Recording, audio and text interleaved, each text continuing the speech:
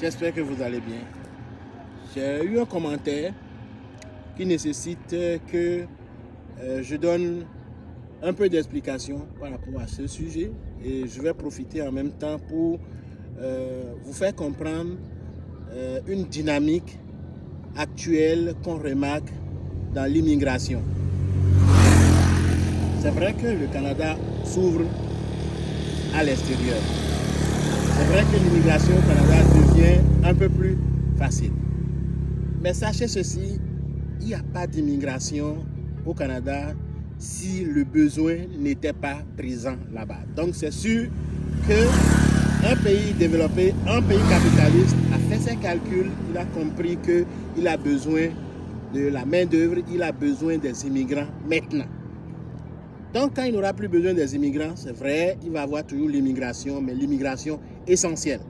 On va baisser le taux d'immigration annuel. Et ce n'est pas parce qu'on a besoin des autres au Québec, au Canada, que sans réfléchir, vous quittez tout ce que vous avez et vous débarquez au Canada. Faites attention à ceci. Vous devez regarder votre situation actuelle dans votre pays. Vous avez un emploi stable, vous avez une famille, vous êtes relativement heureux dans votre famille. Vous avez des enfants qui vont à l'école, vous avez des enfants qui grandissent, qui reçoivent une éducation de qualité.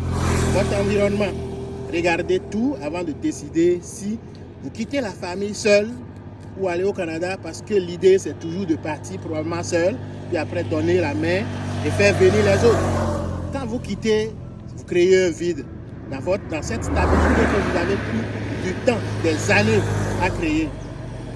Et ce n'est pas en arrivant immédiatement que vous rentrez dans votre rêve.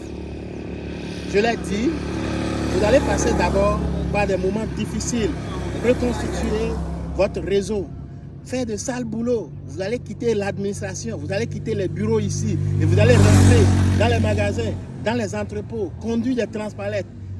Vous retrouver dans des situations difficiles et qui demandent beaucoup de courage pour traverser ces périodes.